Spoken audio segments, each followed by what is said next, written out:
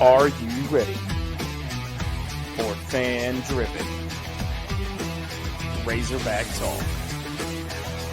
For the fans, by the fans. This is Inside the Hawg Pen with your hosts, Razorback Zach and Marcus MC Carlton.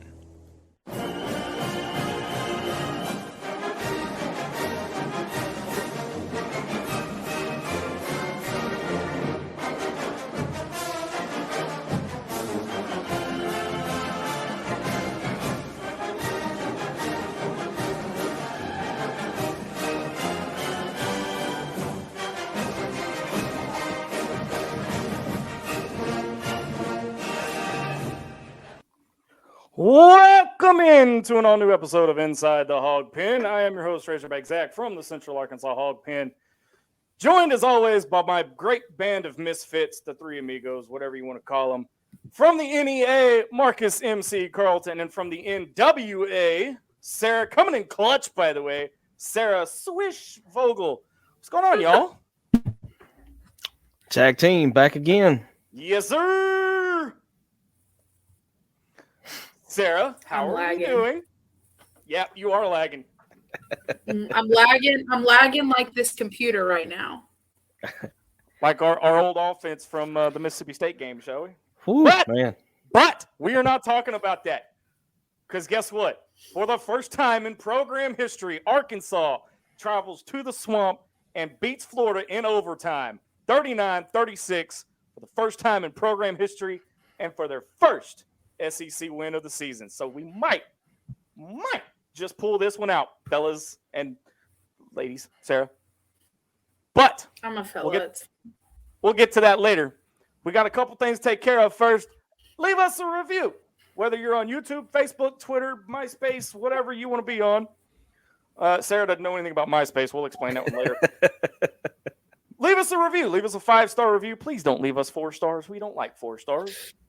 But tell us what you like, tell us what you don't like, and we will definitely attempt to work on it.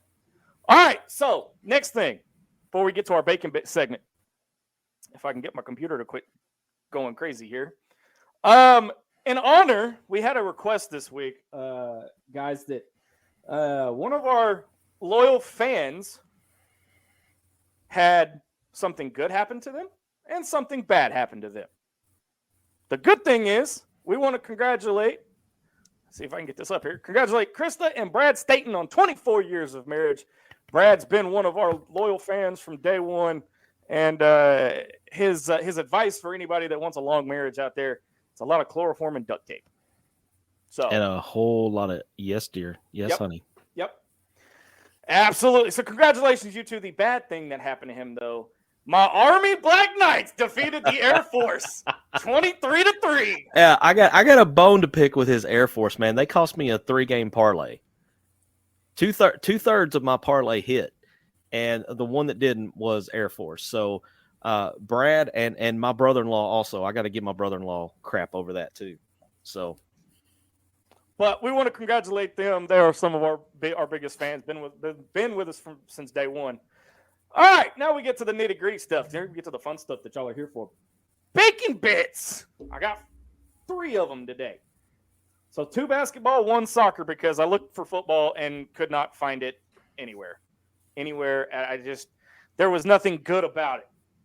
Put it like that. There was nothing interesting. first win in the swamp. We'll take that. And First win in the swamp. Why not? So basketball, Arkansas has won 49 straight home openers dating back to 1974, 1975. This is your second one. Arkansas is 30-0 in Bud Walton Arena for home openers. 30-0. Muss is perfect in home openers. I'm sorry. I just 30 years of Bud Walton Arena just doesn't compute with me because I mean I vividly remember the first game against Murray State in Bud Walton Arena, and the fact that was 30 years ago just blows my mind. You feel old yet? Every day. There's something every day that makes me feel old. I'm sitting here thinking, like, where'd y'all play before Bud Walton? And then I'm like, oh, in Barnhill? Barnhill. That's like playing games inside of Barton Coliseum down here and then moving to Alltel Arena. Careful now. Barnhill was royalty, man. Barnhill. No. That's what I mean, seating equivalent, seating equivalent. Oh yeah. All right. Yeah, it was like 9,000 people, I think, was the capacity at Barnhill. I thought it was less than that. But I mean, it's less than 10. I know that. It's right under 10, I thought. Yeah. Okay. I was wrong. I've been doing that a lot lately. Last one, soccer, in honor of them making the NCAA tournament. Since 2019, the Hogs are 22-10-5 on the road and have beaten 4 ranked teams. How about that? That's the hailstorm, man. How about that? I like that, hailstorm. All I right. completely stole that from Razorback social media. So Nice. All right. So tonight, we got a lot to cover. Razorback basketball has officially underway, and these two, oh my God, y'all should have seen the oh wow. That's all I'm gonna say. We tried out our version of the Manning cast. Unfortunately, it did not work. So technology did not play nice. We're gonna technology went full Dan Enos on us. Yeah. Lagged. Yeah. Oh yeah. Big time. We're gonna talk Razorback football. Looking forward to Auburn. We'll talk Alcorn State victory and a whole bunch of other mess. Plus, at the end of the show, I have a very special message to all of our veterans for this weekend. But that's on the other side of the break. You're listening to Inside the Hawg Pen on the Sideline Radio Network. Back in 60 seconds.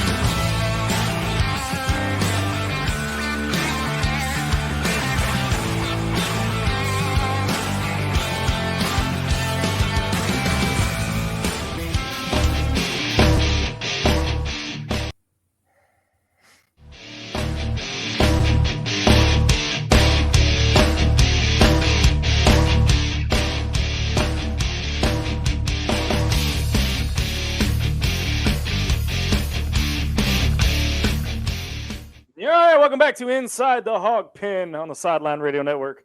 Razorback Zach, Marcus MC Carlton, and at the bottom of your screen, coming in clutch, Sarah Swish Vogel. All right, so I know we all three discussed that we're not going to talk football anymore this season, but it's kind of a big deal when football goes down to the swamp after being 0-5, not only winning, but winning in overtime at that. There was so much, beyond the surface of this game.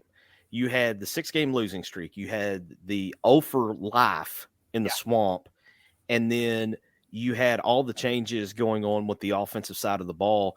And I mean, on top of that, I mean, the opening drive offense looked, to have changed the way they changed the offense in about a week and a half, you would have thought they'd been running this all year long.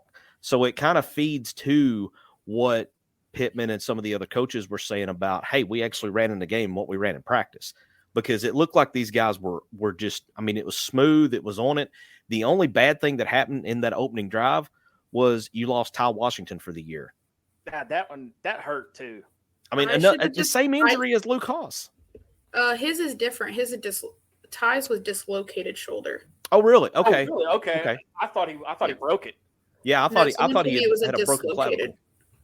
No, someone said it was a dislocated shoulder, but I never should have turned on the TV because I went into work trying to get the TV to work, and we went 14-0, and then when I finally got it to work, we weren't 14-0. Well, and here's the thing: before we jump over to the Hog Wild Live fan feedback, here's the thing: how big was that missed field goal? Was it a field goal or extra point by Cam Little? Field goal, 50-yarder? Yeah. Because if you look at the score, that's the difference. Yeah. We still won. He's bound to miss one. He's kept the team alive all season. So he is still in the record books. He is still quickly becoming, if not already, an Arkansas legend. He's built up enough credit over yeah. the course of the year that he can afford to miss one. I mean, he still won me a prop bet, so there's that. The kid's outstanding. I'm not going to take anything away from that. Plus, I got to eat crow here in a little bit. So, but let's jump over to the Hog Wild live fan feedback. Chris Ferracci, first up, says first show after a football W in a while. Woo, Yeah. damn pig. John Caldwell's in the house. Says, what's up, Razorback Zach? John. Hey, John. Picture of us jumped into my memories yesterday or today. Got to meet John about a year or so ago. Really, really cool dude. Sam Jones, old Kenny G may not be smooth on the sacks, but he damn sure prevents the sacks. Off to a great start as potential OC. I'm surprised I got that one out in one piece. That's well played, Sam. That is that's why he's called the pun. There you go. Love the show since day one. Thanks, John. Of course, our producer, Loki DeWitt, says, I understood that reference. And then Mama Linda's in the house. Good evening, my Razorback buddies. After last week's win, I am convinced Eno should have been gone after the BYU game. And this is going to be a fun and exciting basketball season. Preach, Mama Linda, preach. Loki, don't be getting any ideas. Marriage advice brought to you by ITHP. And then I was waiting for this comment. Brad Staten's in the house. Says, I knew you couldn't let that go. Air Force stunk it up this time around. Thanks, Zach. Hey, man, thank you. And go Army. We got the Army-Navy game coming up in a couple of weeks, and I'm excited. That's always a good one. No matter what the records are, that's one that like everybody watches. Right. So getting back to this, we saw vast improvements. Now here's where I'm going to eat my crow. All right, and I'll dab a little A1 on it. Yes, for those of you that were tracking my Twitter and my Facebook, I wanted KJ and Rocket benched. But here's why. Here, let me defend my stance before y'all start forcing crow down I'm my not throat. saying a word. At no point did I want them benched because they sucked. It's a mental recheck, okay? It's a mental restart for these guys, all right? That's why. I mean, my perfect example is Jalen Hurts, national title game 18 in the fourth quarter. Benched his starting – Nick Saban benched his starting quarterback for a freshman. We just should have benched Enos. Yeah. We should have benched Enos before season started. But here's the thing. There would have been no benching KJ. And you brought up a very good point, Sarah. MC and I were talking before pre-show, and MC, you said it. You said we knew things were bad up there. Yeah, we didn't know they were this bad to make this much of a turnaround in 2 weeks. I knew it was bad. You remove one coach from the offensive side of the ball.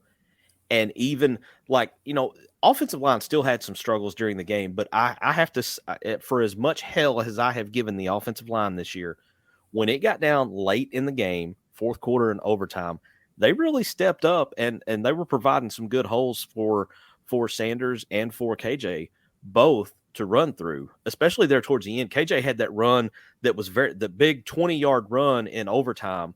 You've got 1st and 20. And KJ lines up and just completely flattens a linebacker who got in his way. That right there is the KJ that I have been waiting to see. Mm-hmm. Letting trucks on. Did y'all see the video after the game though of his relationship with Kenny? Yeah. You ain't never seen that with Enos. You've never seen that with Pinos. You didn't see that. Name. It's Dan P. Enos, so it's Pinos in my book. From the half-court stripe. And she's shooting from Steph Curry range now, man. I'm wearing my Warrior shirt too. Oh, there you go. So but no, that video. I mean, that tells me right there. Volumes.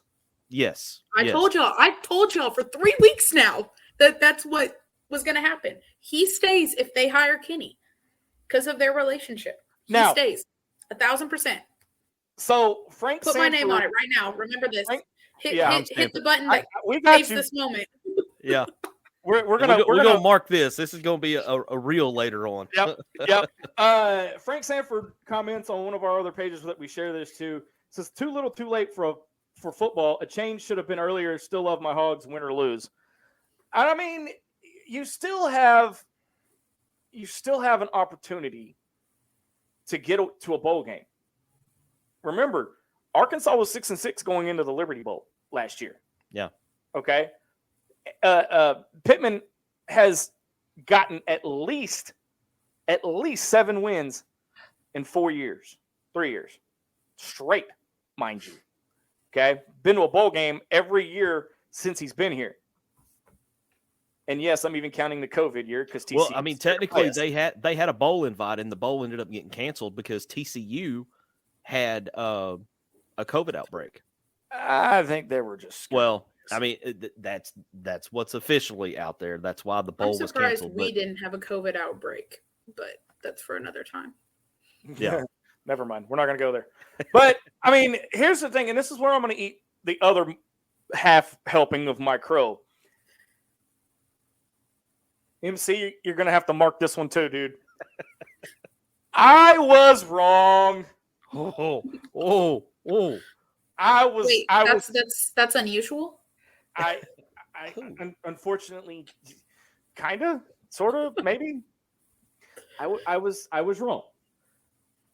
I was wrong about Rocket because towards the end of the game, when he first got in, he looked a little rough.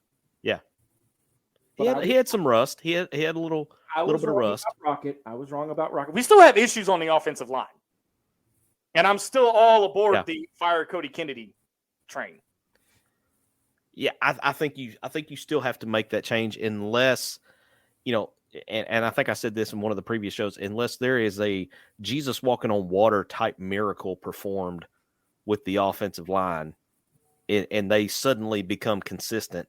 And I just saw on Twitter just a few minutes before we went on air that one of the guys that's been starting all year is doubtful for Auburn now.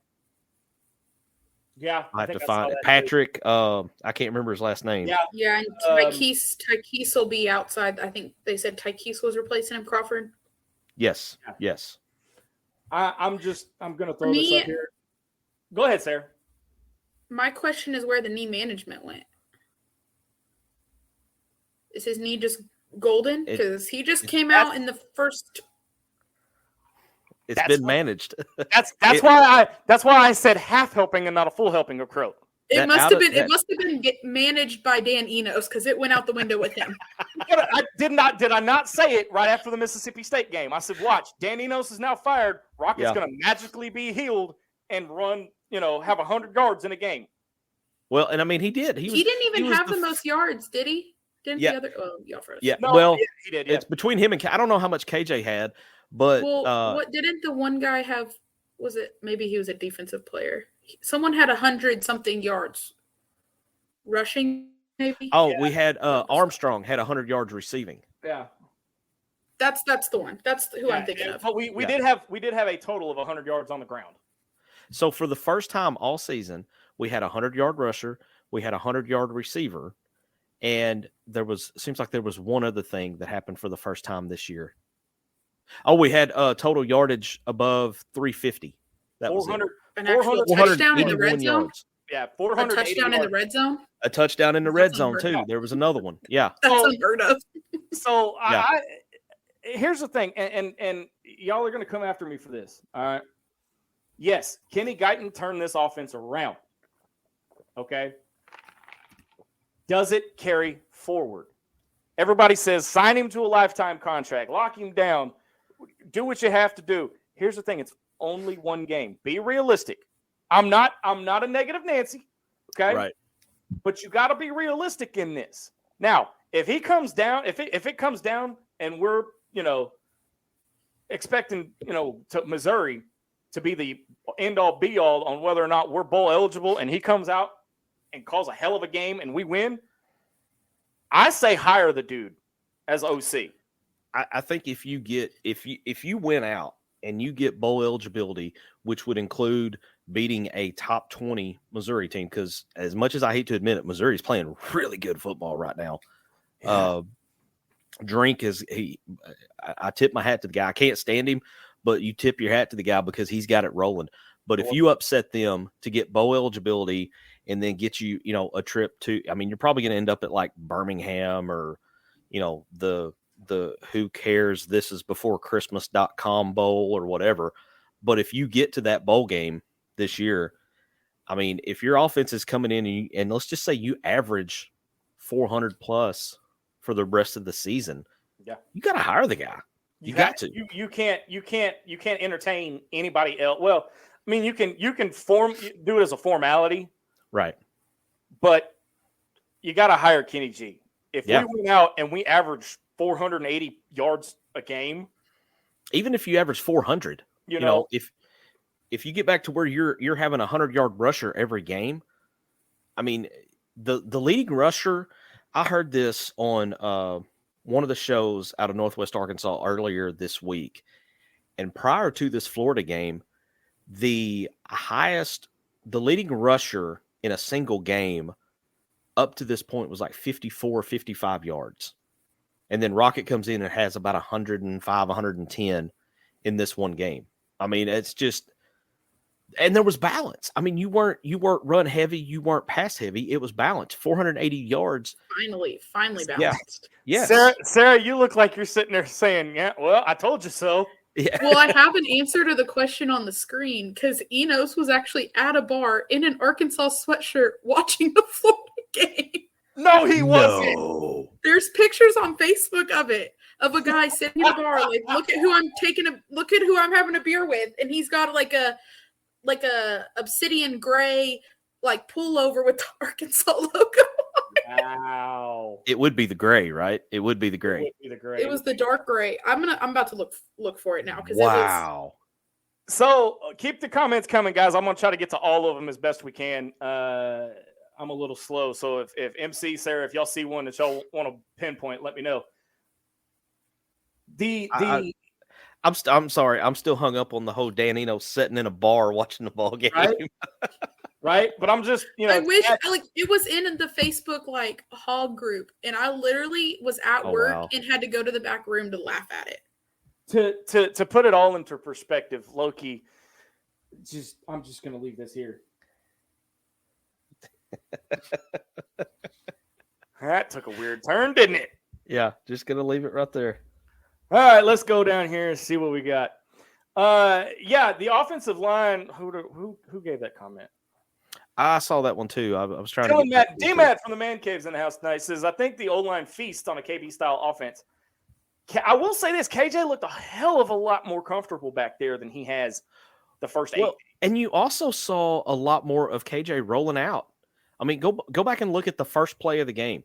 First play of the game was almost a trick play because you had AJ Green line up and take the snap at quarterback and then pitch it over to KJ. And then the pass down to, I think it was to Ty Washington for about 25 yards on the first play. You made a very good point in pre-show when we were having our pre-show meeting, MC. Said, we could come out against Auburn and just completely blow them away. Mm-hmm. Or we could come out against Auburn and completely lay an egg. Yeah, I don't know what to expect. I have no idea what to expect out of this game. So my question is, before we move on to Auburn, is can the Hogs actually make a bowl game? Can they do it? Can you ask me again next week? Sure. Mathematically, yes. I mean, if you look at ESPN's FPI winning percentage probability against the rest of the teams that we play, it went up. They've got more faith than I do right now. I'll say that. It jumped from the Mississippi State game. Yeah. Oh, yeah. Tremendously. And I think they've got the Missouri game, I think, is at like 44% right now. Go ahead, MC. Well, I was just going to say, it will help that one's in Fayetteville because for whatever reason, we forget how to football when we go to Missouri and play at Farrat Field or Rotten Field, whatever it's called. The one where the end zone is all rocks. Right, which is dumber than dirt. But hey, who am I to judge? They think they've got the basketball palace of the SEC. Have y'all seen that? No.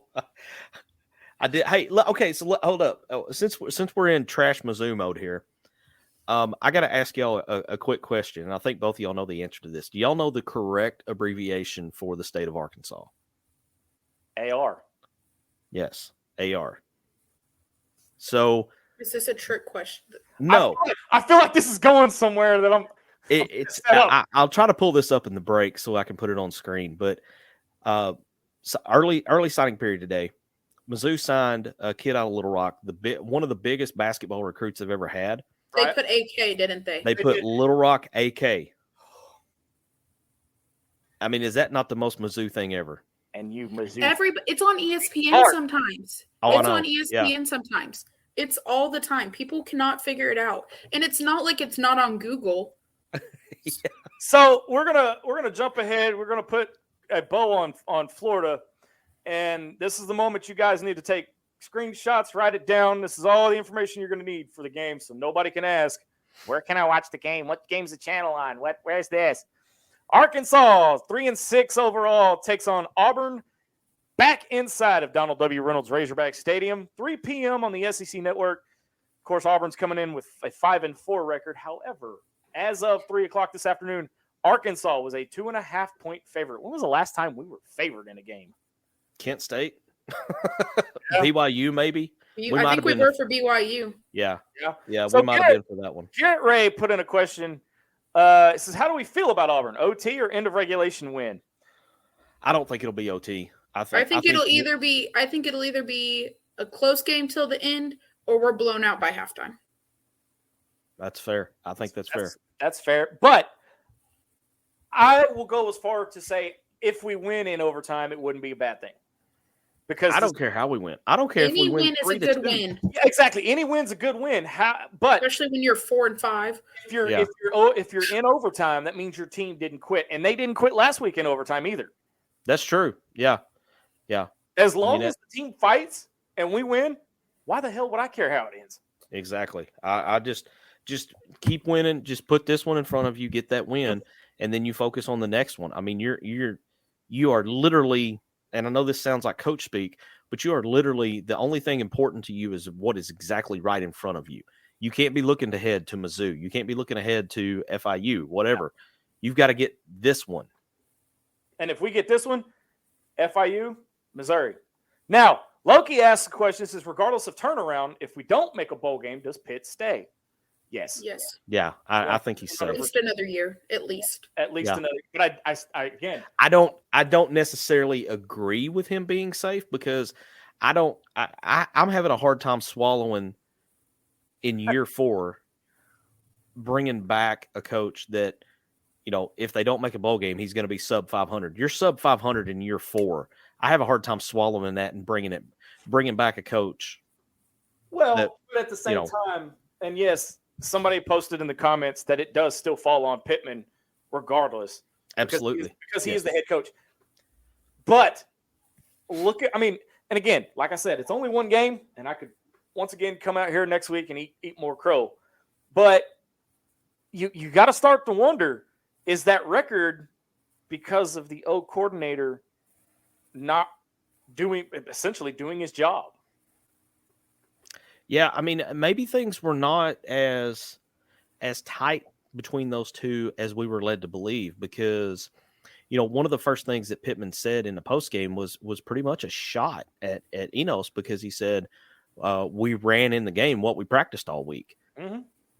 And that it had been said that what was being run in practice and what was being run in the games were two completely different playbooks. And you could tell that. Yeah. But my question is, again, I take it back to Pittman because you're the boss hog. You're the man in the big chair. And at what point do you get on the headset and just say, "Hey, what the heck is going on? Why are we not running what we ran in practice?" But he even said that though. He even said in one of his press conferences that he at one point he was like, "Guys, what are we doing?" Yeah. I just feel like it took him a little too long to get to that point. Yeah. Don Hudson says, even if we win out, who in the staff goes? Cody Kennedy. Kennedy's got to go. Kennedy's got to go. Kennedy's got to go. I think you do whatever you can to keep your defensive staff intact. Yes. I think who's in charge of special teams? Scott Fountain. I think he goes too, personally. I think Fountain has needed to go. Cam Little has been. He's keeping his job. Easter. Yeah. Yeah. Cam Little. Yeah. Max Fletcher's not doing him any favors. Yeah, Max I have so much to say about him. Don't even get me started, bro. Yeah. I can keep further. I can kick further. I I played football. I wanted to go to tryouts. They had tryouts. You know what they told me? Huh. You have to kick 30 yards at a punt. And I said, that's it? Move. I can actually see that. Next year when they have tryouts, I'm going to go and we're going to live stream it on Inside the Hawg Pen. I like it. By the way, if you're going to the Auburn game, look for me. I will be on the sidelines during pregame ceremonies. What you want to meet up and go to the top tier tailgate and get some free gear? Sarah, I don't drink unless they got Dr. Pepper up there. No, they're giving away shirts and stuff. Gear, not beer. Not Gear. beer. Oh, Gear. Yeah. All day.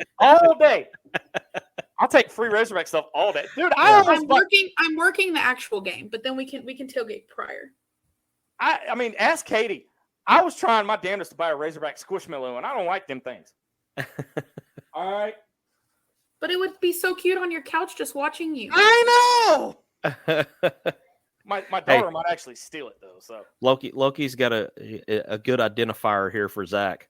So yes. Unfortunately, I cannot do that on the field, but I will be in the stands during the game, and you best believe y'all are going to hear me scream louder and louder. Damn it! So if you got little kids around, I am so sorry. Are you not coming up till Saturday? I am not coming up till Saturday. I'll be up there early. I'll be up there about 7:00 Saturday morning. Well, if you would have came on Friday, you could have seen Chuck and his woman. Well, if he goes up on Friday, he can go to the basketball game. That's what I'm saying. Are y'all going to give me shit about this?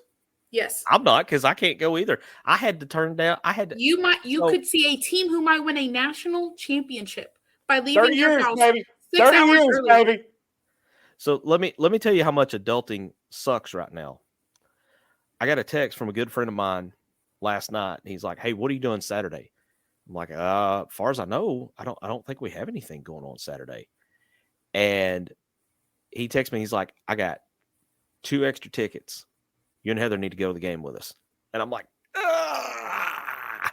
And I can't, because I've had one of my boys has been sick all week with the flu, and he doesn't get clearance to start making public appearances again until like Monday. So okay, leave him home with the wife and you come. Yeah, that's not gonna fly.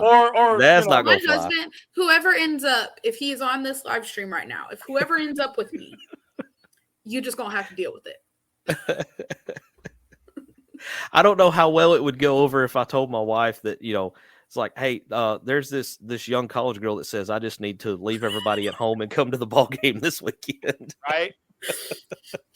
Jesse Randall Thurman jumped on late, but just wanted to say thanks for what y'all do and appreciate the show being on Apple Podcasts, so I can listen to work when I miss the show live. Hey, all right, nice. How about that plug? Yeah, thank you for that. We are on Apple. We're on Spotify, MC. We're pretty much everywhere. Oh man, we are at every major podcast outlet right now, with the exception of Google Podcasts. I'm still trying to work through some issues on the Google side.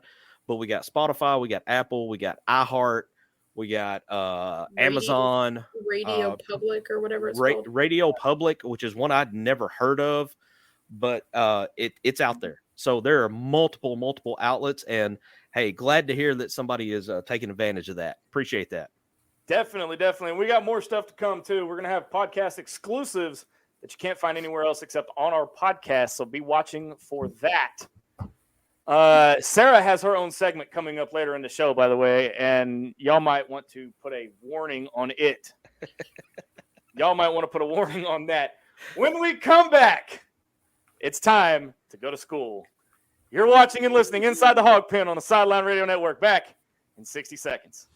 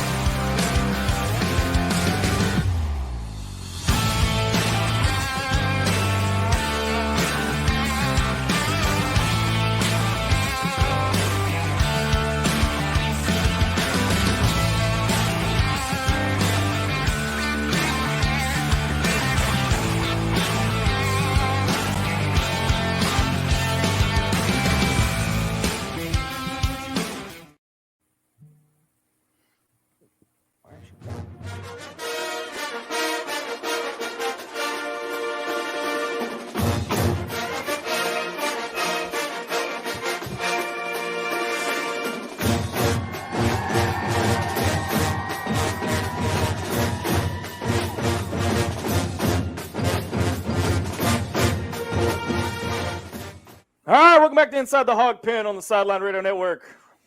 It's time to go to school, and I'm going to let you two take off and run with it, but I have questions of my own. And how about them Hogs, man? Oh, God, it's so great that basketball is back. It is just, I mean, everything is right with the world now. Bud Walton rocking. First basket of the game was Brazil going and making another poster. I mean, it was just awesome. I have to ask y'all one question All to right. start off.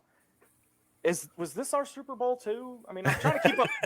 I'm kind of losing track of how many Super Bowls we got. Man, By the way- Purdue fans are still salty. Oh yeah. By the way, in the Hogwild Live fan feedback, everybody watches very closely here at Inside the Hog Pen, and they're saying, I didn't think anybody would notice. Look at Swish with the costume change, It got cold, and this was what was right there. I'm sorry. right? Look at this. Hey, at least it was hog stuff. Like, Yeah, because before I was wearing. I'm the Warrior stuff. oddball out tonight. I'm for once I'm not in Razorback gear tonight. I'm representing the Dutton farm or the Dutton Ranch in Yellowstone. I will say that this was worn by someone on a football field. It might have been the athletic trainer, but still. Hey, gear is gear. I don't care I who. bought wore it from some girl on Facebook. I'm leaving that one alone.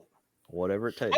But I mean, so we talked about it after the Purdue game, and I wanted to get you guys' thoughts because, like I said, Yeah. y'all are the basketball gurus here. I'm the football guy.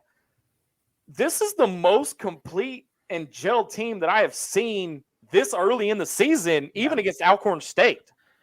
Yeah. And what I wanted to see, the one thing I wanted to see is I did not want to come into this game and have a huge letdown and them let Alcorn State stay within 15 to 18 points coming off of the way that they just absolutely took care of business against Purdue. And these guys come Is that in. a shot at the women's team. Wait. Don't steal the thunder yet, because I mean, that's coming. That's coming. that might be a little bit of a teaser, for you, a little, just kind of throw that your way and let you pick up on it there. That might be the point. You and I just kind of disappear for a little bit.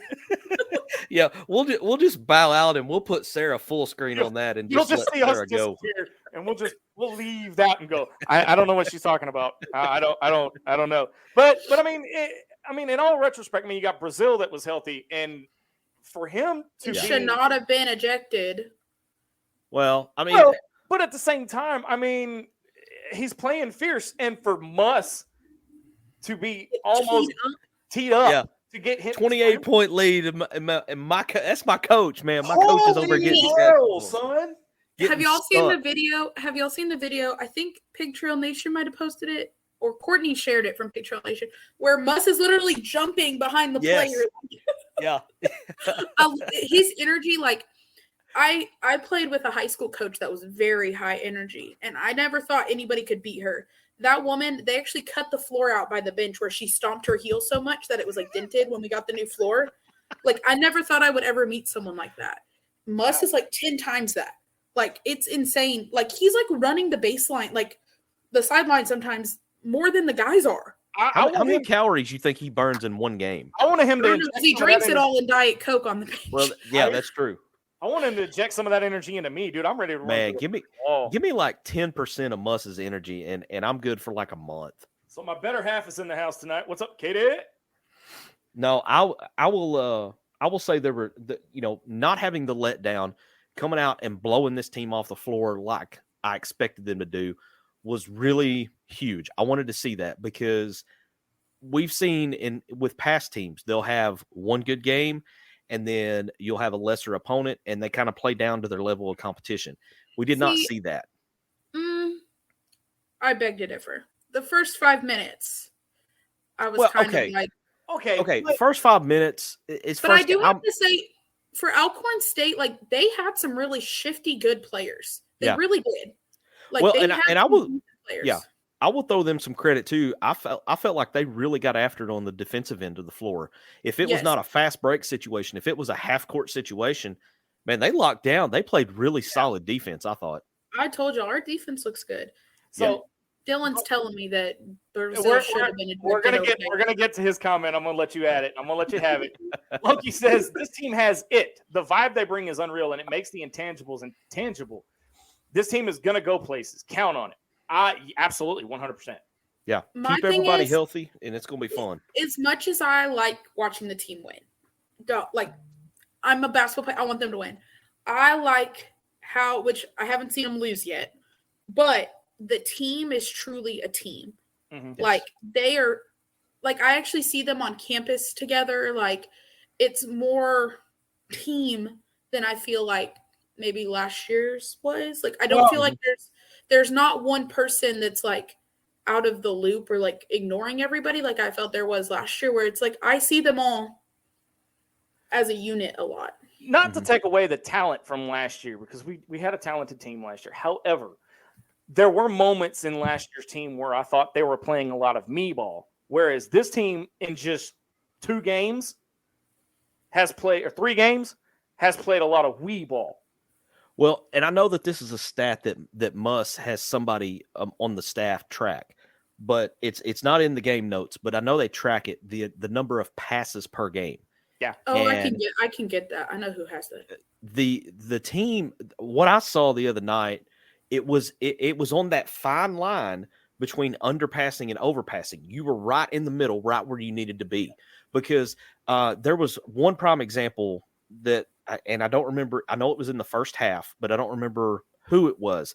But there was some snappy ball movement, and it went to the guy in the corner. And he had a great look at a wide open 3, but instead of taking it, he makes one extra pass, I think out to Battle was who got the shot on the wing, and nailed the 3 because he was even more open than the guy in the corner. Last year, the guy in the corner takes that 3. Maybe he hits it, maybe he doesn't. But it's the little details like that. Of knowing when to make the extra pass. And I was really, really impressed with what I saw. And to kind of piggyback off of what you guys said about the me ball last year. I heard an analogy the other day, and I think it was on Ruskin and Zach, but I'm not for sure. If I go back and hear it, then I'll give them credit. But last year was kind of like an arranged marriage. It was more of a business deal, rather than, 2 people that are like, really getting married, it's like they married for the money last year. It was I one feel of like those we were just a stepping stone. We were literally just a one-stop shop. They needed to get that college year, and then they could go to the NBA. That's how I felt. It was this necessary step that had to happen. The only one that I think truly used us was Walsh. He truly learned from us, I felt like. And I still stand by the certain player. I'm not going to talk about it. But anyways, the guys that played, you're not going to see this many players throughout the season. I think Muss is going to trim that down. But it's going to I kind of beg to differ. Unless you're counting Cade and Lawson, who will never touch the floor again. Sorry. Love y'all, but no. Chandler Lawson? No. Lawson Blake. No, you had Blocker, Brazil, Battle, Devo, Davenport, Graham, Fall, Mark, Ellis, Harris, and Pinion all play. I don't think Pinion plays as much, and I don't think Fall plays as much, but the rest will for sure. I wouldn't mind them coming off the bench sometimes. Yeah. Because MC, when we were testing out the internet lag for the game, you had made a comment that this team kind of has the depth that Nolan used to have and could substitute. Yeah, I feel like this is by far going to be Muss's deepest team. Now, whether or not he opens up his little circle of trust that the last couple of years where he's played, when it got down to SEC games and postseason where he played 7 guys, if he opens that up to 9 or so, I think it'll be huge. I think, and I've got a comment here I want to go to with Sam because it kind of ties in with this one from Garrett. Do you think Arkansas will beat Duke in the regular season in November? I think there's a lot better chance of Arkansas beating Duke because of that game being in Bud Walton Arena than either on a neutral site or at Cameron Indoor. I think we're going to see will be incoherent that game. Yeah, that is going to be insane. Of all the great atmospheres that we've ever seen at Bud Walton Arena, and I'm going way back to like Super Bowl Sunday versus Kentucky in 1995 or Auburn 1999. Some of those older ones when Bud Walton was brand new. This is going to blow it out of the water, I think. Oh yeah. So I'm going to go ahead and put Sam's I comment don't up think because I'm gonna be able. before we do put that up Okay. there, Sam, MC, we have to acknowledge our number I'm one not going to fan be able who's- to move to my seat. Nothing wrong with that. Casey Sutton, our number one fans in the house, says, "Hi guys, really, really excited for the season of Hog Ball. Guys, if Yeah, y'all don't so know, will I'm we. gonna say this, and I'll say this every time she joins our show. She has kicked cancer's ass twice, which is take a something drink to that. hard to do, and so that's why she has earned, and we respect that, and given her the number one fan title. But yeah, Sam Jones says, when we're gonna lose Sarah for a second. But I'm going to put that up there and I'm going to remove it, and then we'll read it, MC. All right, sounds good. It says, temper excitement just a bit on basketball. The Duke game will tell the story. Also, the SEC will be the best it's been top to bottom in 25 years. I've personally watched Ole Miss, Tennessee, Kentucky, Auburn, and they are all really good. Just want to caution against thinking we will sleep through our schedule. Yeah, and by no means am I saying we're going to sleepwalk through the SEC schedule. He's spot on with the SEC being very strong. And he mentioned a team there that's not getting a lot of play right now as far as hype. But when it comes down to late February, early March, watch out because Ole Miss is going to be there. Okay. They hired Chris Beard to take over their program. The same Chris Beard that took Texas Tech to the national championship game. Same Chris Beard that was on his way at Texas before he had his incident, shall we say. And I think he's going to come back in with a chip on his shoulder with something to prove. And you got to watch out for that team. They will be the team that will be, I'm not going to say they're going to be at the top of the SEC, but they're going to be that middle tier team that could play spoiler and really screw up somebody's season. So they're going to be one of those to watch. That's going to be the telltale sign. And I agree with Sam to an extent that Duke is going to be the telltale sign of where this team actually sits, because up until that point, you're really playing. I mean, you've got the Oklahoma game, and you've got don't forget the week of Thanksgiving, you've got the battle for Atlantis.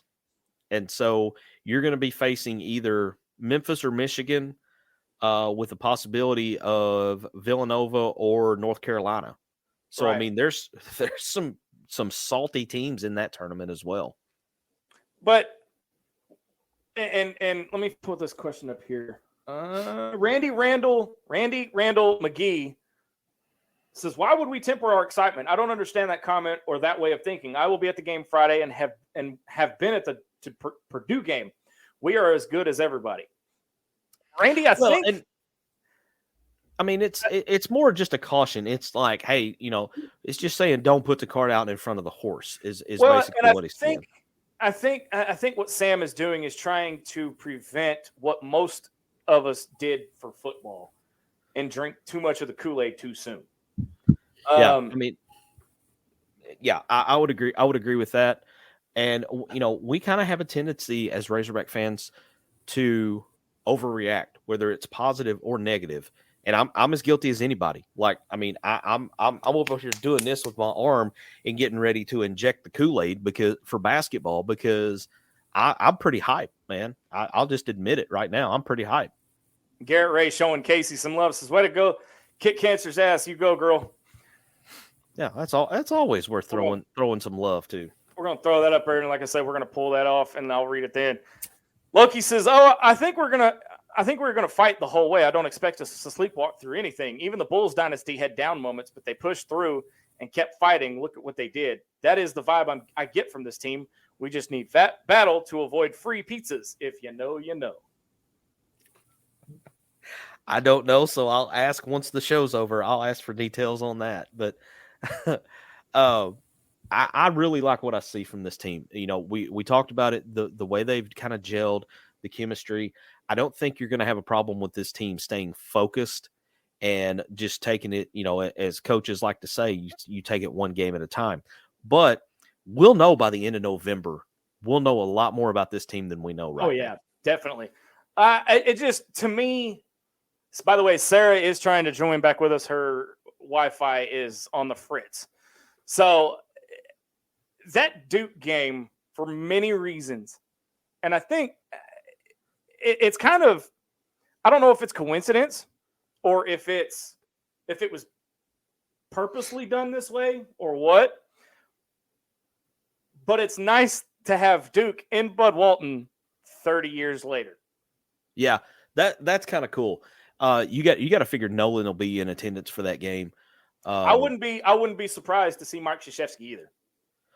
I mean, yeah, I've gone back and forth on that. I don't know. I mean, I don't know that Duke would want to celebrate, or be a part of a celebration of them losing a national title game. I mean, they've got plenty of them that they've won to celebrate, but I think you'll definitely see Nolan there. Wouldn't surprise me to see some of the members of that 94 team be honored that night, honestly. And I kind of feel like if we don't honor the 94 team that night, we're missing an opportunity.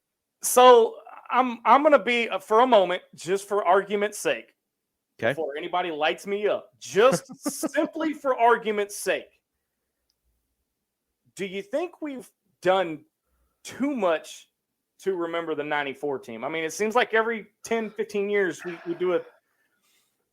Not saying that we shouldn't, because that was one hell of a team, but well, I mean, that's your one title team. It is. And there was a lot of talent on that team. A lot. I mean, I think I don't want to milk that cow dry to where it's here we go again. Well, the easy way to fix that, Muss just needs to win it all this year. I don't want to drink the full Kool-Aid. Let's see if we can get Sarah back in here. I don't want to drink the full Kool-Aid, but after what Just drink it. Just drink it. Here, I'll even send you this Cowboys cup to drink it in. So, all right, if you're going to send me the Cowboy cup, just bring it on. Bring it on. All right, so Sam has a follow-up. All right. I was going to say. What were you going to say, Sarah? Go ahead. MC has to wear his jersey for the Duke game, the podcast prior to the Duke game. Oh, absolutely. Yeah. Yeah. Shout out to Sarah. She was able to snag me one of the student jerseys from the other night, and I'm so excited. Like, it's Christmas is coming early for me. I'm still going to find some more. I know where they at. Well, at least Sarah's got all the hookups, man. She's got the inside info. She's going to get us the stats for the passes. I mean, she's just got it all. We made the right call to bring her on then, MC. Yeah, didn't we? Absolutely. Oh, that's why y'all want me. No. We and in about 5 minutes or so, we're gonna let the world know why we brought you on. Trust me. Coach Eisenhower says, "What's good, fellas? Just wanted to jump in and show love before my stream. Hey, if y'all haven't checked out Coach I and the Fan Addict, go over there. That whole network over there. That's awesome. They're They do great work. They're awesome. I love being on their show every Saturday night when I can. MC, they are asking for you, by the way. All right, cool. But love being on their show. Love being on Hog HQ over in, formerly known as Hog Sports. And Matt Hart, Adam Hall, and DP. Fantastic over there, man. That podcast over there is killing it. Yeah, those guys are just nailing it. I mean, they're doing what Kenny G did to the offense, man. They're just killing it right now. While some other brands have knockoffs. But let's go to Sam Jones once again. Says, I've passively been a Duke fan since the Grant Hill days. This is an unusual, not so athletic team. We can out-athlete Duke this season. Also, if Bud Walton Arena is loud and we get off to a fast start, then we have a great chance. Duke doesn't do well in road games where they are punked and punched in the mouth. This is true. I'm offended, Sam. You're a Duke fan, and no. I mean, even if you are passively a Duke fan, do you ever really want to admit it? I mean, does that mean we get to call him a Duke? Not to be immature, can we call him a Dookie now? That's what they call their fans. That's what they call their fans. Honestly, God, they call them. I think you're right to an extent. But if y'all ever called me a Dookie, I would cry. That's embarrassing. I'm sorry. So Sam Jones has a follow-up to his comment. He says, my comment was very clear. We know there will be struggles at some point this season. Muss and Devo are built in March. Every year there have been disappointing regular losses to lesser opponents. This team is elite, but I'd rather have them peaking in March rather than November. 1,000,000% agree. 1,000,000%. This a game. If some of y'all, if I see comments about, oh, the season's over, fire him. We going back to this comment. Well, I will not say that. This is not football. So and basketball is different too, man. Basketball is kind of different because there's more games. You play, what is it? You play the conference twice. Yeah. Well, most of the teams we play home and home. Western Division. Kinda. I mean, they did away with the divisions in basketball a couple years ago. I mean, it's kind of a dumb setup right now, to be honest. I was waiting on him to say something. Shut up, Dylan. Oh, we know. I mean, you knew that was coming. It's like a Brazil dunk. You just know it's coming at some point. Well, but I mean, some guy's going to run his mouth. You have to understand, we beat Duke. And number one, these two are going to be insufferable on this show. I will just become. The show? I will take the next 3 weeks off because they're going to be able to run with this. You're going to have to change all the passwords to all the socials to everything. Actually, I'm going to let it ride.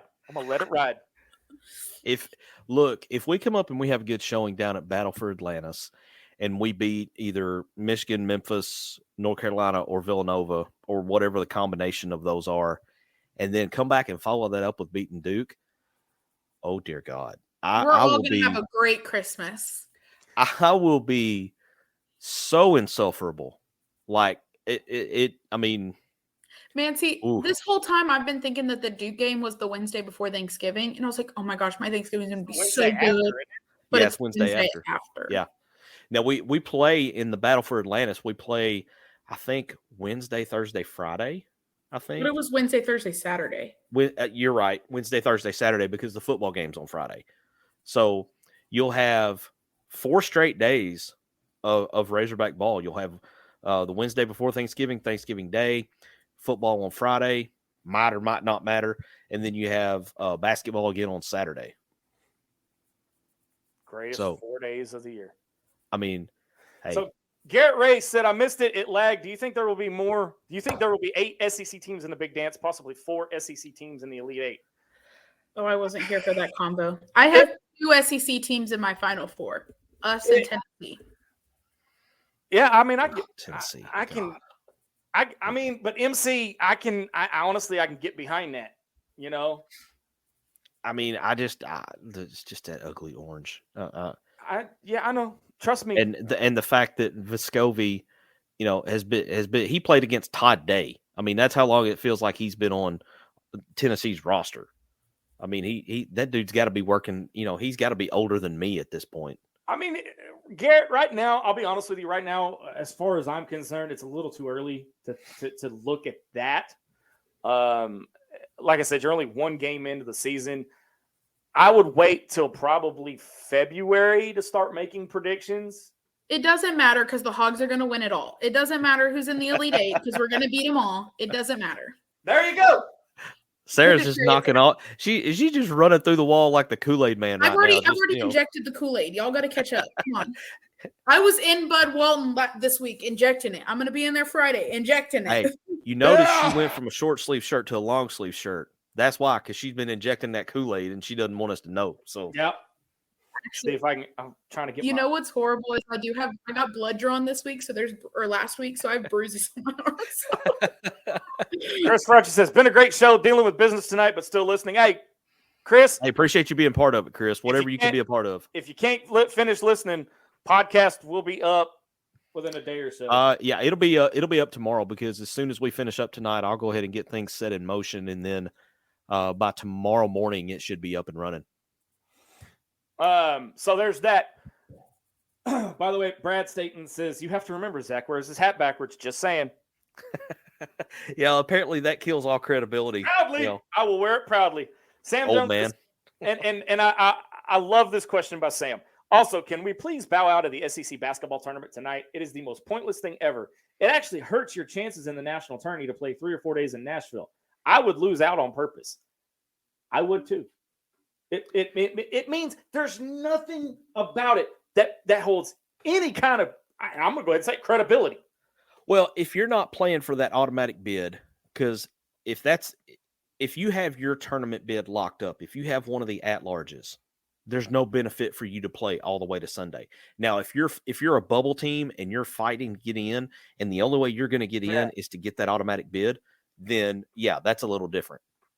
But see, I think we're going to have that automatic lock. I think we're going to be one of the teams. Well, if we don't, you're going to have two very disappointed co-hosts, and you want to talk about insufferable. Let this season go down the toilet, and you'll see how insufferable I can be. Y'all will see so much less of me if that happens. I mean, I'll be sitting over here with, Bubba Carpenter calls it a poo-poo lip. I'll have the biggest poo-poo lip of anybody if this goes the complete opposite of the way we're expecting it. Garrett Ray says, don't worry. If you think Tennessee orange is bad, Texas is worse.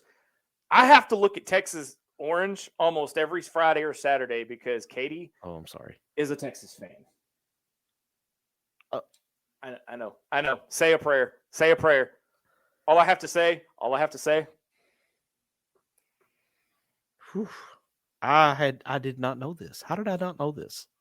In the name of the woo, the pig, and the suey. I had no idea. Wow. Okay. We're not going to hold that against her. No, we're not. We'll just continue to work on her a little bit. A little bit at a time. Hold up now. Wait a minute.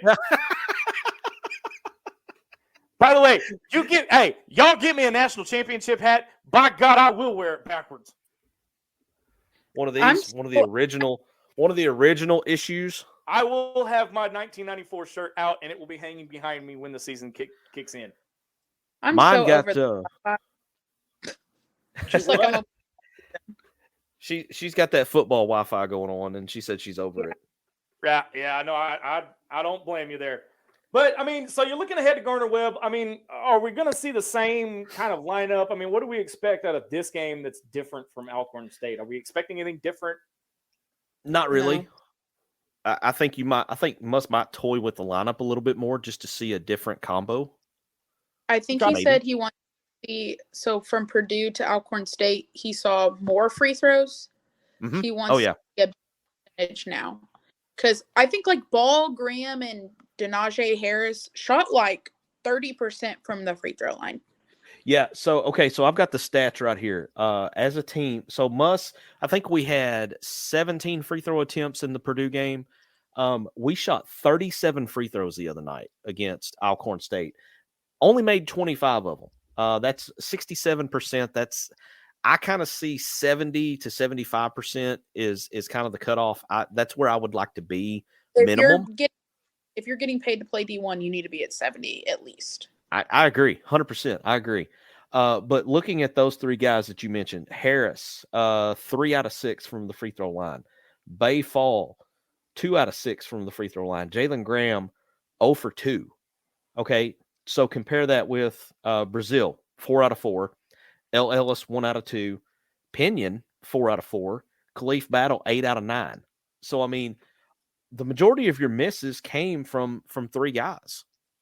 Who are inside guys that need to be hitting them. They're going to get fouled the most. Yeah. Graham was 0 for 2. At that point in the game, I will say I saw him scrunching his face a little bit. I don't think he was doing too well at the time. So I'm going to give him the doubt because it was only one time to the free throw line. The other two, especially Fall's shooting has really, I don't know the right words. Like, I'm not happy with it at all. Yeah, D-Mad brings up a good point here. Jalen Graham's kryptonite last year was free throw shooting and defense. Okay, say that again. Your Wi-Fi muted you. I was going to say, both of y'all kind of lagged out for a second. Jalen's Graham kryptonite for me was sharing the dang ball, not the free throws. But I mean, that's true too. And I think that, and then, I called him a bullfighter on defense last year because he would just kind of stand to the side and go Olay and let the guy drive right by him.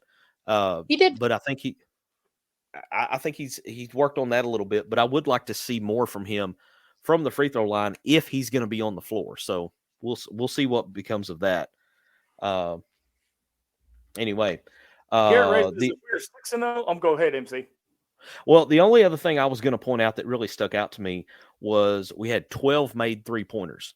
We were 12 out of 30 from 3-point range, 40% for the game. That's I like felt like that was pretty solid. It's one less than the record made 3-pointers in season openers. It's like I want to say like 152nd game we've made a 3-pointer in Bud Walton in a row. Because it could have been 1,000, but we broke that streak a couple of years ago. Yeah. Yeah. The one thing I didn't see against Alcorn State was panic 3-pointers.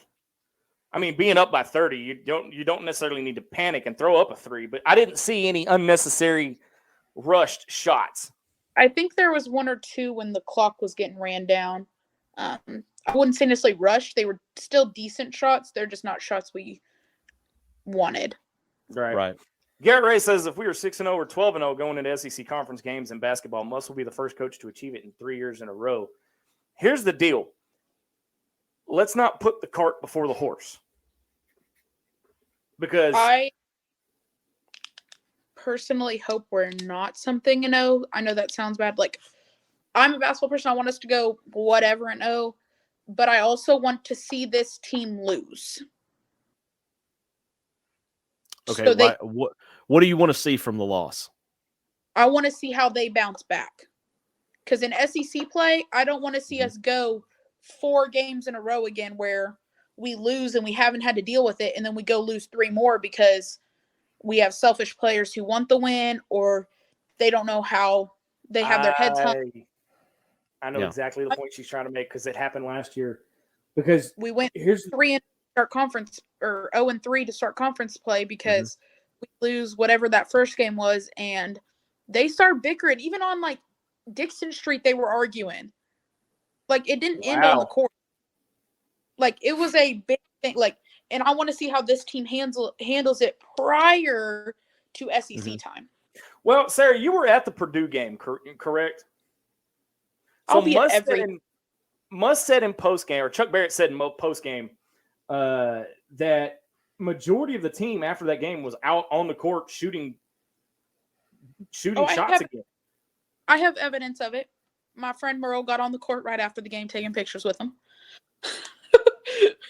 That's a whole nother story. But yeah, leaving that, I'm not touching that one. Not something we recommend, but I will say last year too, I would be walking to games and guys were just getting there, like because I was there as early as them. Yeah, like because we go do stuff before games or whatever. I will say that when I parked my car 3 hours before game time to then go to the restaurant with everybody, most of the guys that I know their cars were already there. And so Muss said they were all lifting prior to the game. I 1,000% believe that because all their cars were in the parking lot. Well, and I saw the soundbite or the video clip rather of Muss talking about that, these guys lifting before the game. And he mentioned that was something that he hadn't seen any of his teams voluntarily go lift prior to the game since he was in the NBA. So, I mean, that kind of gives me the indication, okay, these guys are locked in. They fully bought into what Muss is selling, and, they all have the same mission that they want to accomplish this year. And it shows. It really does show. Dylan Madden says, did y'all notice when Devo threw up that heavily contested one-legged 3, Muss pulled his ass out? Yeah. Well, him, the twin wasn't giving enough effort on defense or something, and he put him in the bench too. A bunch of people lost in because he sat the bench half the game. Yeah, I lost out on a prop bet because I had Macau Mitchell, and I remember that got to hear me complaining about that. So I don't know. I don't know if we should release that just as a pod. It was. I mean, it was raw. It wasn't bad, but it was. I mean, I got a little raw. I got a little salty in a couple places. But it was funny as hell. Casey wants to know if any of us are going to the Little Rock game on December 16th. I don't know. I don't know yet. TBD. To be determined. Sarah will be there though. Yeah, I mean, it's becoming one of those deals of it. If it's in the state of Arkansas and the lights are on, Sarah's going to be there. Absolutely. Loki says, you just want to see them lose, don't you? Oh, wait, wrong team. Yeah. By the way, it's We're coming. not there yet. We're getting It's closer, coming. but We're not there wrapping this. yet. We're wrapping this segment up, and on the other side of the break, we may not be back for a little bit. MC and I may not be. We're just probably gonna let Sarah run with this. Sam Jones says, in all fairness, Sarah, Dixon Street has the ability to spawn arguments from all of us. Yeah, I but he know has what a fair point there. I don't know what you're talking about.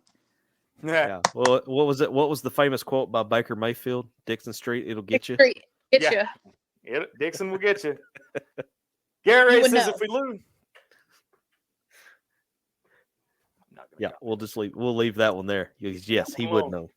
Hey, whoa.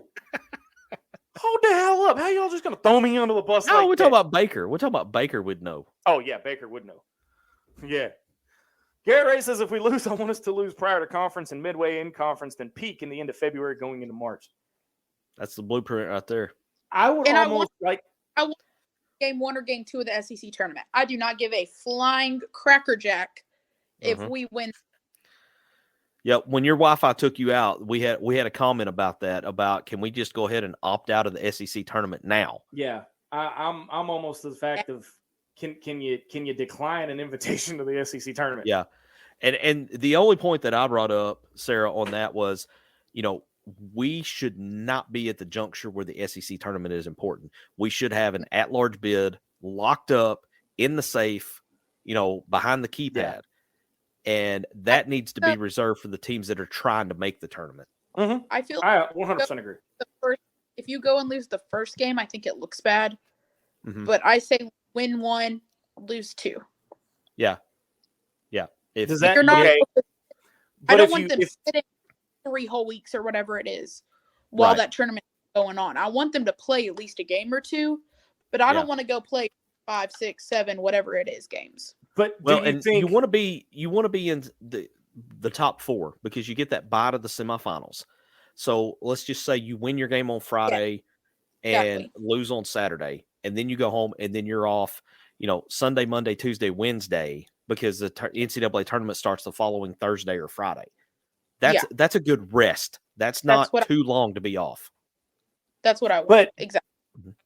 We're going to be the playing- ones. I mean, There you go. yeah, but wouldn't it hurt? I mean, if you don't win, I mean, let's say for instance, if you lose that first game, we all know Muss is not going to have these guys just sitting around.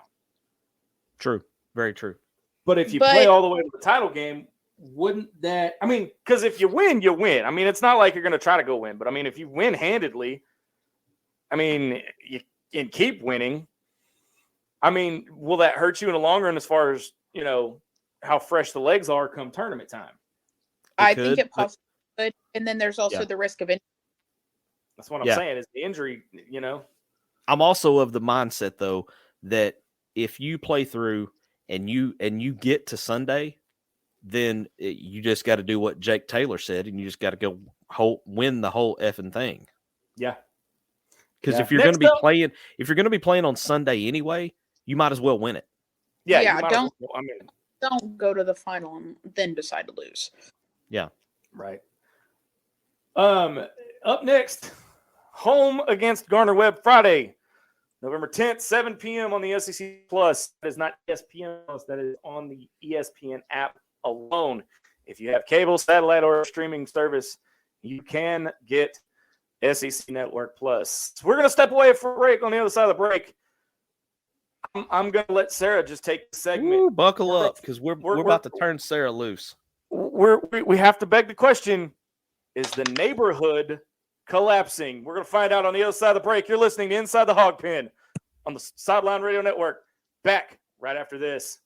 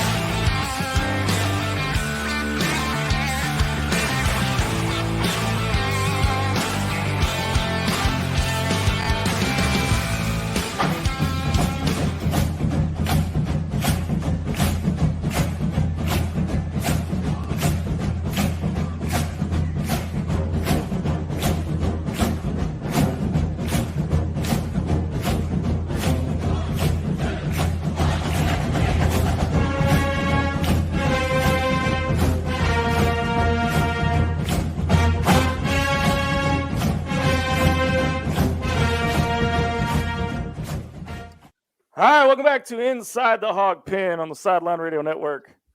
Okay, you knew we were going to bring it up, and I feel like Sarah has a lot to say about this. But how do you struggle to beat a ULM team? I'm going to ask it: is the neighborhood collapsing? So, there went the Wi-Fi. Okay, it's back. I will say ULM has a dang good team. I'm gonna give them credit. They went to the transfer portal, pulled some great players out of there. Some of those are SEC players. Some of them are great players. But to go and only beat a Sun Belt A-State conference team by, 5 points at the end of the game? Yeah. Or 3? No, I think it was a 3-point at the end. A little embarrassing. And the fact that your freshman had to go and pull 29 points for you to win. I don't know. A little bit concerning in my book. So you're saying we're missing Wolfenbarger. Neighbor's best team. Yeah, in his post-game press conference, I don't know who all saw it, but in the post-game press conference, he was a little bit more enthusiastic than I would have liked to have seen, because he was like, let him come after me or whatever he said. And I'm like, dude, you just barely beat a Sun Belt team. So if my question is, if he's struggling to beat a ULM team, granted, shout out to Kim Mulkey and the LSU Tigers for getting completely curb stomped by Colorado. I'm not taking anything away from that, but that was fun to watch. You get into conference play. That's also Colorado, not ULM, not even the University of Louisiana. We couldn't even play them. We played Louisiana Monroe and couldn't hardly win. Football can say the same thing. So it was 5.8176. I pulled the box score up here. And just looking over some of these numbers, Jacayla Johnson, 34 minutes, 34 points. Killed it. I mean, that's just putting on a show. I wonder about this team when it gets into conference play, is how much more, and I understand that you want to get attendance numbers up. You want to have as much as, the guys do at their basketball games.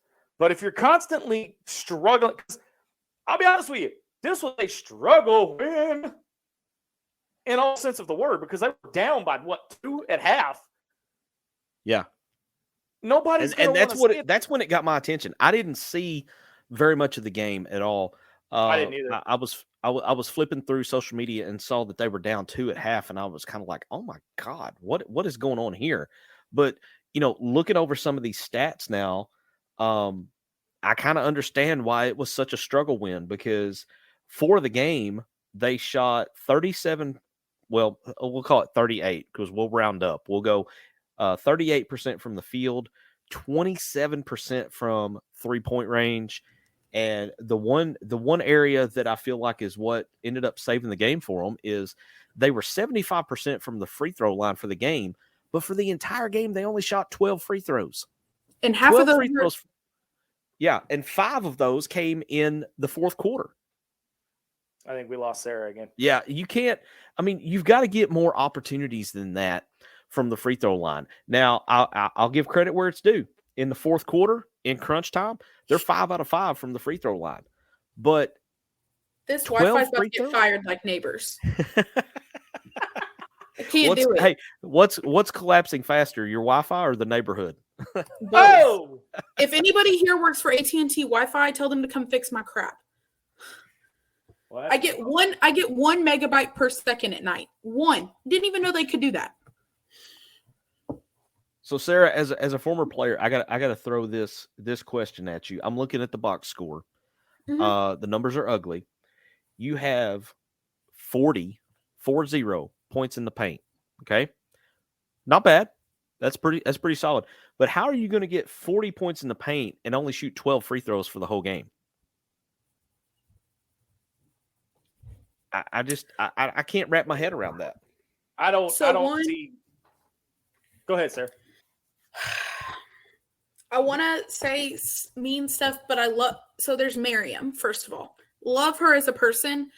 As a player, she's weak. Falls away from the ball. I guarded her in high school. She's this much taller than me and held her to 2 points. And now she's a D1. Like, please. Anyway, you have her who's weak. And then you have Sailor Poffenberger, who is also not a strong player. You lost Aaron to the portal, whatever her last name was. You don't have a true good post because the one girl has her elbow surgery or whatever, Emery. That's the other post you've had for 2 years. She's out. And then you have Miriam and Sailor. I think those are the only two post players you truly have. And both of them. Freezing up. Boy, Sarah's fixing. So I have to. Okay, so while Sarah's frozen up, I got to make a correction because on the free throws for the game. Let me find this back here again. I'm gonna try to bring Sarah on while you're making your point there, MC. Okay, so I was on. I gotta fix one of my stats that I threw out because I was reading the wrong line and I was reading ULM's free throws. Okay. So they were the ones with only 12 free throws for the game. Arkansas was 28 out of 44 free throws for the game, 63%. Okay. If you break that down by quarter, they shot 11 in the first quarter, 10 in the second, 6 in the third quarter, and then 17 free throws in the fourth quarter. Yeah, I was going to say everything came in the fourth quarter because ULM was doing that foul, go get a bucket kind of thing. So I have to back up and correct myself there. I wasn't watching the full, Yeah. So you're looking at Talea Scott, 32 minutes. And let me scroll this across. 29 points in 32 minutes. Michaela Daniels was 17. Poffenberger ended up, she only had 7. But she had, get this, 21 rebounds. 21 rebounds. 21. That's one less than the record. The record was 22. I mean, that's a Dennis Rodman stat line. 7 points, right. 21 rebounds. So, but that also shows you don't have anybody else to play a post. She played how many minutes? Yeah, she played 37 minutes. Just going to leave that right there. Neighbor Sarah is there. Very nice, Sam. Very nice. That's pretty funny. Unless there's good Wi-Fi, that's for sure. So, you were talking about Sailor. Sailor played the most minutes of anybody. She played. You had 4 players over 30 minutes. Talea Scott, Talia, Samara. Talia and Samara. You got it. I know. I didn't even have to look at it. I hadn't even looked at the screenshotted stats sheet on Twitter.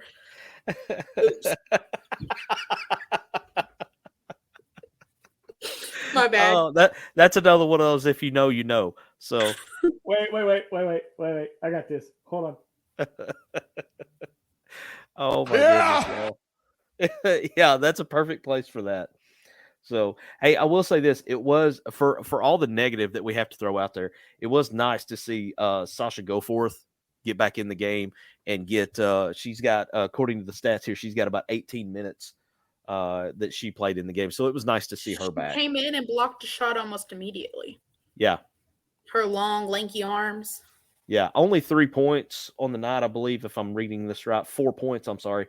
But, she also chipped in with 7 rebounds as well. And then big block, just like you were talking about, just right off the bat. Yeah. We'll see what happens next. I don't have their info for that game, but we will make sure they play again. I think they play again Friday morning. It's the elementary school game. Yep. That's right. All right, see, I know my stuff, even though I don't like them. There you go. As we're wrapping up here, got to spotlight a couple of more things, and then we're going to give a final thought. Razorback Soccer hosts the NCAA tournament as a 2 seed. It is the highest in program history. They just had to schedule at the same time as basketball, didn't they?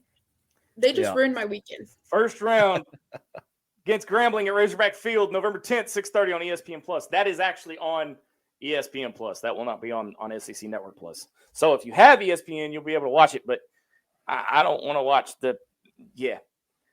it's a lot of money. And then, of course, we are 100 days away from baseball. Yeah. I'm 51 days away from vacation. Thank God. 100 days. Wow. That's gonna pass quickly, especially with hoops being as good as it is. I mean, we'll get down to the clutch time for hoops, and baseball will be cranking up. That's gonna be fun. All right, final thought before we get out of here tonight. Y'all know I'm going to do it. This weekend is Veterans Day, and being a veteran myself, I want to shout out all of our military veterans. Without you guys, we would not be able to do what we do. Here's the thing. There's a lot of things in the world right now that are dividing us. There's a lot of things at home right now that are dividing us. But the one thing that allows us to have our own opinion, to have the freedom to express ourselves day in and day out is because of veterans. Whether you're Army, Navy, I'm even throw in the damn Coast Guard, or in Brad's case, the Air Force. Count the Coast Guard. All of them, even the lousy Space Force. But anyway. National Guard. I digress. Whoa, that's pushing it. I'm kidding. My cousin's National Guard. So anybody that has earned the title of veteran is not a title that we hold lightly. So while you're out at the Razorback game, if you're watching the Razorback game this weekend, or if you're just out doing whatever, make sure you guys raise a glass to the veterans of the United States military.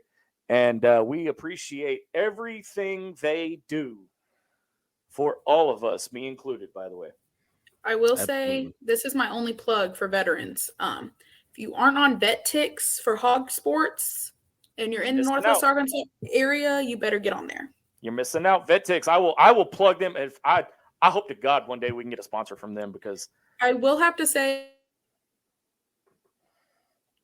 and she freezes up. Yeah. We're all waiting with bated breath.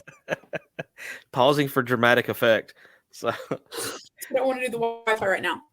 We got to get a Wi-Fi sponsorship for Sarah. Right. Other than that, MC, final thought before we get out of here while Sarah's pulling her hair out over this Wi-Fi.